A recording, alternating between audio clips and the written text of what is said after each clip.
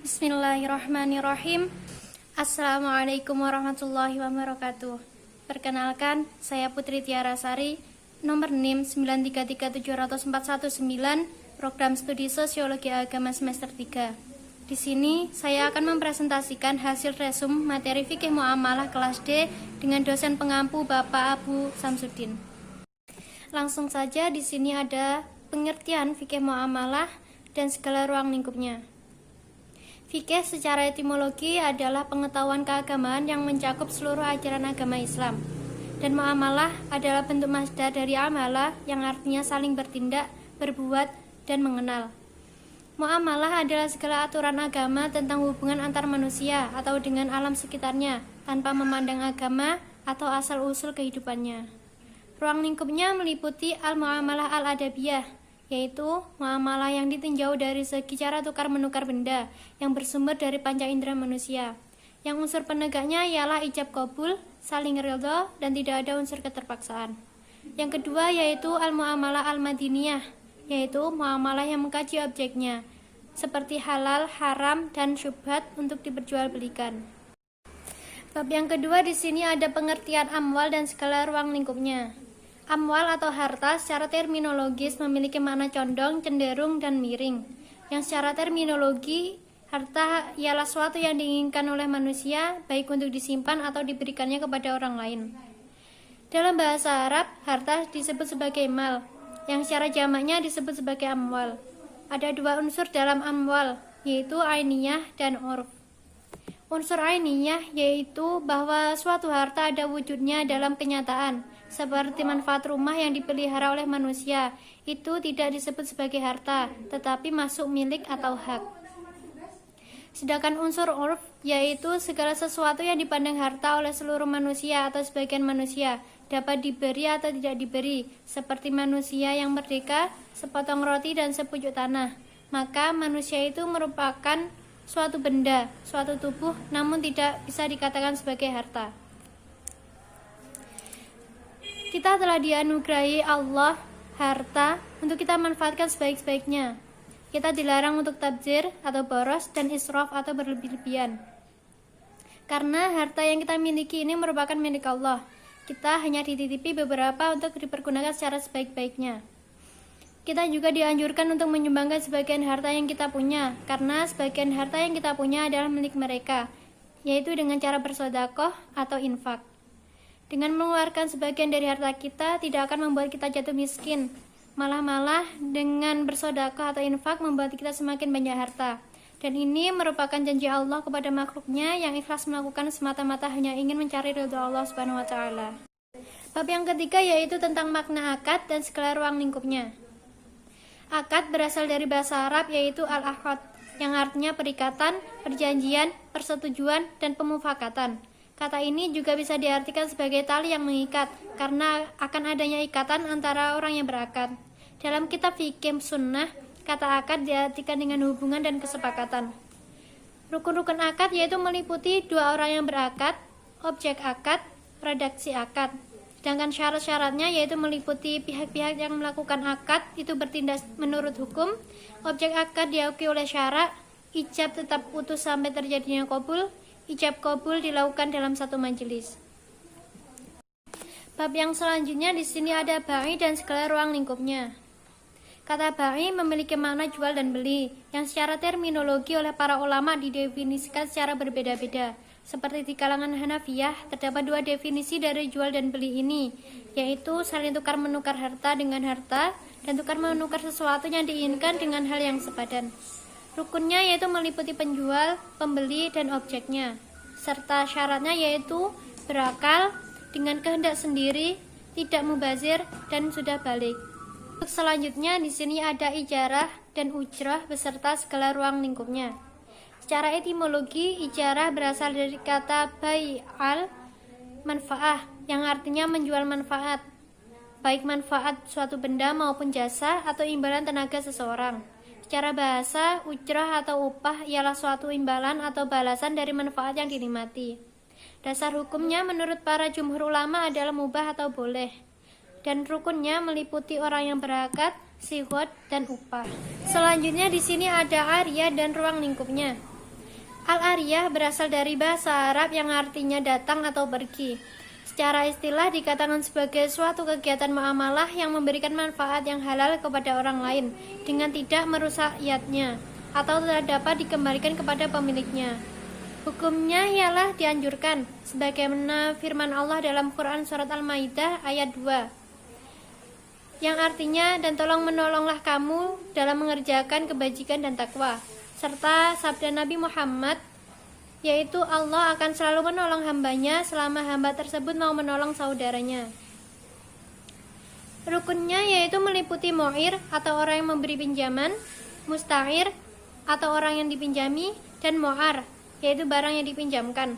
Syaratnya yaitu meliputi balik, berakal, tidak majur alaih, yang meminjam harus jelas dan dapat bermanfaat. Selanjutnya di sini ada khorot dan ruang lingkupnya. Khorot berasal dari kata khordun yang bermakna khorti, yang artinya ialah memutus atau memotong. Khord atau utang piutang secara istilah adalah memberikan harta kepada seseorang yang akan memanfaatkannya dan mengembalikannya di kemudian hari. Landasan hukum ini terdapat dalam Al-Quran, firman Allah surat Al-Baqarah ayat 282, yang artinya, hai orang-orang yang beriman, apabila kamu bermuamalah tidak secara tunai untuk waktu yang tertentu, hendaklah kamu menuliskannya. Bab selanjutnya di sini ada rohan dan ruang lingkupnya. Gadai atau al-rohan secara bahasa diartikan sebagai al-subut al-habs, yaitu penetapan dan penahanan. Dalam hukum Indonesia disebut sebagai barang jaminan, tanggungan, rungguhan, agunan, dan cagaran. Rukunnya yaitu meliputi akad dan ijab kabul, akhid atau menggadaikan barang dan yang menerima gadai, serta barang yang dijadikan jaminan. Selanjutnya yaitu syirkah dan ruang lingkupnya. Syirkah secara bahasa disebut sebagai al-ikhtilah, yang artinya campur atau percampuran. Maksudnya ialah seseorang yang mencampurkan hartanya dengan harta orang lain sehingga tidak mungkin untuk dibedakan. Dasar hukumnya ialah mubah atau boleh. Dan macam-macamnya meliputi syirkah amlak yaitu kepemilikan dan syirkah uqud atau akad. Tujuannya yaitu memberikan keuntungan kepada para pemilik modal dan memberikan lapangan pekerjaan kepada karyawan. Selanjutnya yaitu ada mujaroah atau mukhabaroh dan musyahah beserta ruang lingkupnya. Secara istilah, mujaroah menurut Hanafiyah yaitu akad untuk bercocok tanam dengan sebagian yang keluar dari bumi. Musyahah diambil dari kata al-saha, yaitu seseorang yang bekerja pada pohon tamar seperti anggur atau tanaman lainnya yang menimbulkan kemaslahatan. Rukunnya meliputi penggarap dan pemilik tanah, objek, ketentuan bagi hasil, dan ijab kabul. Serta musyahah memiliki rukun yaitu dua orang yang berakad harus balik dan berakal, dan objeknya harus pohon yang berbuah. Bab yang selanjutnya yaitu ada mudharabah dan ruang lingkupnya. Mudharabah secara etimologi adalah bentuk masdar dari kata madi yang berarti berdagang atau memperdagangkan. Secara terminologi menurut para fuqaha yaitu mudharabah ialah akad antara dua pihak orang yang saling menanggung. Salah satu pihak menyerahkan hartanya kepada pihak lain untuk diperdagangkan dengan bagian yang telah ditentukan dari keuntungan, seperti setengah, sepertiga, dengan syarat-syarat yang telah ditentukan. Dasar hukumnya sudah terdapat dalam Al-Quran dan hadis. Rukunnya yaitu meliputi pelaku, objek mudharabah, persetujuan kedua belah pihak, dan nisbah keuntungan. Syaratnya yaitu meliputi shahibul mal dan mudharib, sigot ijab kabul, modal, dan nisbah keuntungan. Jenis-jenisnya yaitu ada mudharabah mutlahah, yaitu di mana shahibul mal memberikan keleluasan penuh kepada pengelola mudharib untuk mempergunakan dana tersebut dalam usaha yang dianggapnya baik dan menguntungkan. Namun pengelola tetap bertanggung jawab untuk melakukan pengelolaan sesuai dengan praktek kebiasaan usaha normal yang sehat. Selanjutnya ada mudharabah muhayyadah, di mana pemilik dana menentukan syarat dan pembatasan kepada pengelola dengan penggunaan dana tersebut dengan jangka waktu, tempat, jenis usaha, dan sebagainya. Bab yang selanjutnya yaitu ada hibah, sedekah, dan hadiah beserta ruang lingkupnya. Hibah berasal dari bahasa Arab yang berarti pemberian, yang dilakukan seseorang kepada orang lain secara sukarela, baik berupa harta atau yang lainnya. Allah mensyariatkan hibah sebagai upaya mendekatkan hati dan menguatkan tali cinta antara manusia. Dan Rasulullah bersabda, saling memberilah kalian, niscaya kalian akan saling mencintai. Hadis riwayat Bukhari. Hukum hibah yaitu meliputi wajib, haram, dan makruh. Wajib apabila diberikan kepada istri dan anak. Rasulullah bersabda, bertakwalah kalian kepada Allah dan adillah terhadap anak-anak kalian. Berhukum haram apabila harta yang telah dihibahkan ditarik kembali, dan berhukum makruh apabila menghibahkan sesuatu dengan maksud mendapatkan imbalan. Selanjutnya ada sedekah, seperti yang telah disabdakan oleh Rasulullah, yang artinya setiap muslim harus bersedekah.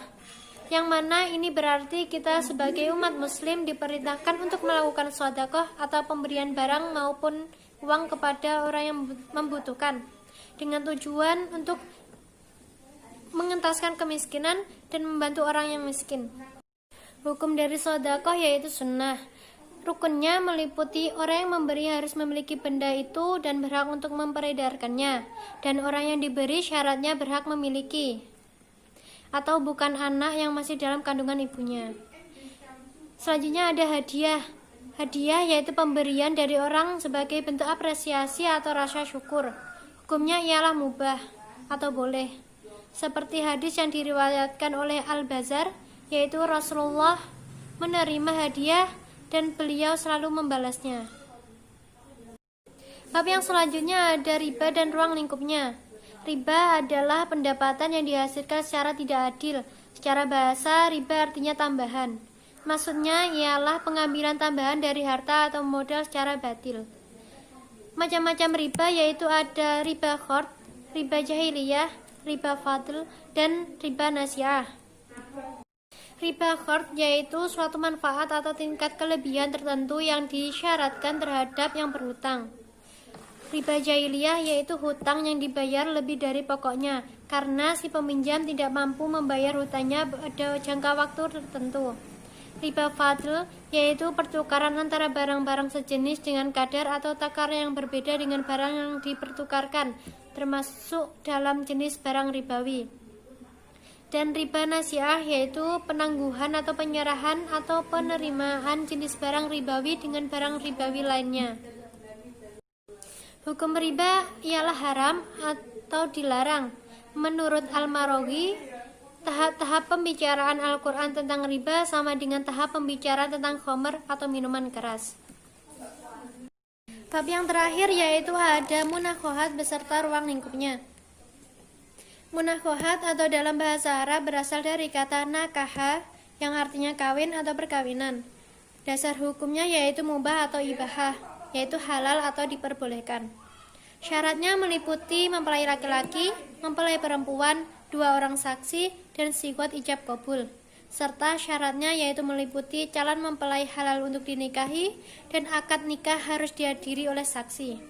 Tujuannya yaitu mengikuti ajaran Rasulullah dan memperbanyak keturunan. Serta ada larangan dalam pernikahan, yaitu larangan sementara dan larangan yang abadi. Larangan sementara yaitu meliputi mengawini 2 orang saudara dalam satu masa, poligami di luar batas, wanita yang masih dalam ikatan perkawinan, talak 3, dan karena ihram, serta karena masih dalam masa iddah, dan juga karena jika seseorang tersebut masih kafir.